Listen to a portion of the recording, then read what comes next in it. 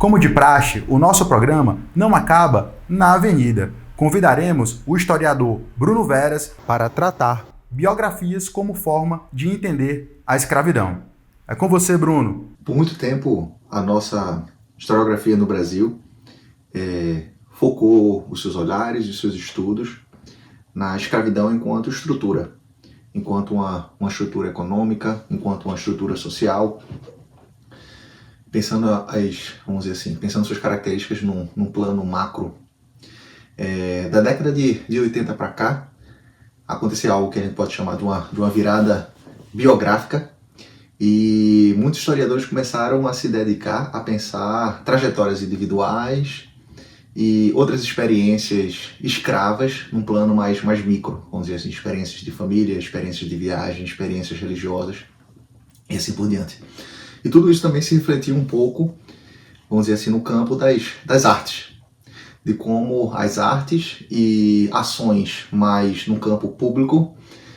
começaram a se apropriar e a utilizar e a pensar também, vamos dizer assim, criativamente, esses estudos dentro de diferentes mídias criativas. E, vamos dizer assim, as escolas de samba foram uma delas. No Brasil, historiadores, principalmente, se utilizam de uma série de documentos, vamos dizer assim, bem diversos uns dos outros, para construir e para pensar essas trajetórias individuais do tempo da escravidão. Processos policiais, vamos dizer assim, depois de rebeliões escravas, a polícia iria fazer as batidas policiais e iria trazer alguns desses rebeldes para a delegacia e iria se perguntar de onde é que você veio, de que lugar na África, o nome dos seus pais. A documentação, por exemplo, para o Levante dos Malês, de 1835, é gigantesca. E João Reis, professor João Reis da UFBA, vamos dizer assim, fez o trabalho mais completo nesse assunto, utilizando principalmente materiais de arquivos policiais para construir e pensar algumas dessas trajetórias de escravizados muçulmanos no Brasil. Registros de batismo, documentos pós-mortem, que eram preparados inclusive também por ex-escravos que no leito de morte escreviam esses documentos contando de sua propriedade, para quem iria, como acumulou. Então esses são documentos também muito ricos para construir, vamos dizer assim, trajetórias individuais de pessoas escravizadas.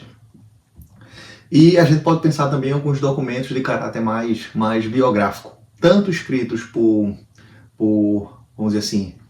negros nascidos no Brasil, quanto também por africanos nascidos na África e escravizados no Brasil. Posso destacar, por exemplo, 3 biografias que vocês podem consultar num projeto de arte também chamado fragmentosdamemória.org,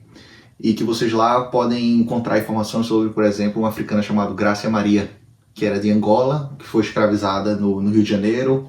e comprou um moinho de farinha, de mandioca, e se tornou uma pessoa até próspera, né? Então essas informações foram coletadas por Nielson Bezerra, historiador, e através de relatórios, através de registros pós-mortem, né? Desses documentos escritos ao leito da véspera da morte da pessoa. Outro personagem, o Osifekunde, nascido onde hoje é a Nigéria. Ele era Yorubá e que teve, vamos dizer assim, toda a sua mirabolante trajetória brevemente relatada num livro na França, escrito por um antropólogo francês, né? Ele foi escravizado no Rio de Janeiro, em Pernambuco, achou uma chance de, com seu senhor francês, viajar para a França, lá se tornou livre, até decidir voltar ao Brasil, tendo o risco de ser reescravizado, porque ele sentia falta do seu filho, que tinha ficado no Brasil. E um outro documento muito especial, em que eu dedico muito tempo e energia, vamos dizer assim, para pesquisar mais sobre a vida dele, é o Marrom Magar do Baquaqua, que nasceu onde hoje é, vamos dizer assim, o norte do Benin, da República do Benin, e nasceu numa família muçulmana, Haussá, e que por uma ocasião do destino, enganado por, vamos dizer assim, colegas de ofício, no palácio onde ele trabalhava para um rei local, ele é mandado para o sul, nas rotas do Daomé, e é mandado para Pernambuco. em 1845, num período em que já era ilegal o tráfico atlântico de escravos para o Brasil. Antes disso, no próprio território Haussá, de onde a sua família vinha, sua família materna vinha, a escravização de muçulmanos nascidos livres também era ilegal. Então, vamos dizer assim, a escravidão dele, segundo a lei local do país onde ele vinha na África, era ilegal, no Brasil também. E ele foi escravo em Pernambuco, ele foi escravo no Rio de Janeiro, no Rio Grande do Sul, muito tempo, e fugiu, vamos dizer assim, numa ocasião, quando ele teve a chance de fugir de um navio que carregava café. O senhor dele era um capitão gaúcho, que tinha recebido essa encomenda para levar café para Nova York, e lá ele foge. É ajudado por abolicionistas, brancos e negros, vai para o Haiti. Do Haiti ele foge também do Haiti por conta de problemas políticos locais e vai para os Estados Unidos. Depois ele vem para o Canadá e aqui ele estava escrevendo a biografia dele, até receber ajuda de um camarada misterioso chamado Samuel Moore, um abolicionista, e publicar a biografia dele, no nome dele, com registro dele, direitos autorais dele, em 1854, na cidade de Detroit. Ele estava juntando dinheiro, fazendo palestras, de escravo ele virou um abolicionista, e com esse dinheiro das palestras e da venda do livro, ele queria voltar para a África, para encontrar a pessoa que ele mais amava, que tinha ficado lá, e que ele tinha muita saudade, e por certo, ela também tinha muita saudade, que era a mãe dele. Era a pessoa que ele mais amava e que ele tinha esse objetivo, vamos dizer assim, pessoal, de vida, de voltar para a África, que é algo que a gente ainda vem investigando e tentando construir mais sobre essa trajetória dele. E tudo isso vem, vamos dizer assim, sendo traduzido nas músicas, nas letras, nas alegorias, de forma criativa, nas escolas de samba do Rio de Janeiro, de São Paulo, falando dos malês, falando de abolicionistas, alguns deles que foram, inclusive, escravos quando crianças. Então eu acho que é uma tendência hoje e que eu acho que é uma transformação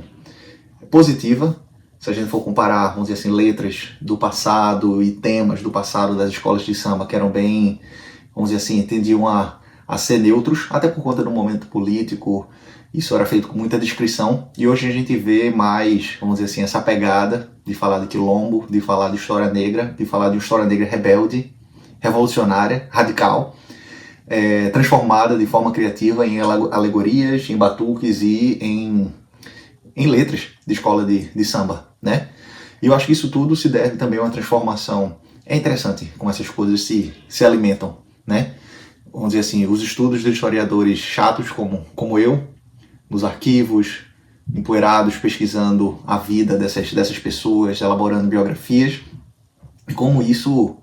esse diálogo acontece com, vamos dizer assim, o espaço criativo. O projeto que eu mencionei, o fragmentosdamemoria.org, é um exemplo disso, né? E eu acho que tanto, vamos dizer assim, o que eu faço enquanto historiador, vamos dizer assim, serve como matéria-prima para essa transformação criativa que a gente vê nas escolas de samba, quanto também o oposto, né? Quanto a arte e essa, vamos dizer assim, essa reelaboração criativa traz novas perguntas e traz novas, vamos dizer assim, outros pontos de vista para a gente olhar os fenômenos históricos e a trajetória dessas pessoas de outras maneiras, vamos dizer assim, mais sensíveis e mais diferentes. Então eu acho que é um processo de via dupla do que a academia, quando se propõe, pode fazer, vamos dizer assim, em relação a trazer esses conhecimentos de uma maneira mais pública, quanto essa criação, essa elaboração criativa também alimenta como a gente pensa biografias de pessoas escravizadas no Brasil, quando a gente analisa relatos de viagem, arquivo jurídico, documentos pós-mortem, biografias, cartas, para pensar essas trajetórias individuais e o quão essas trajetórias individuais também nos falam, vamos dizer assim, de uma maneira micro para o macro, sobre experiências de outras pessoas que também foram escravizadas no Brasil, o país que mais importou gente na condição de escrava na história da humanidade, e como essas histórias individuais nos permitem pensar, vamos dizer assim,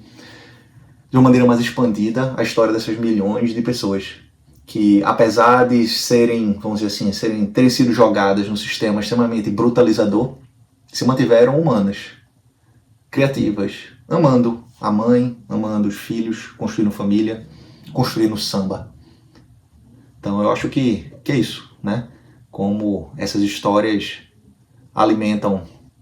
vamos dizer assim, tanto o nosso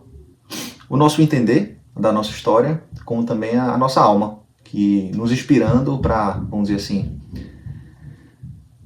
entender os fenômenos históricos de maneira crítica, mas também de maneira criativa e empática.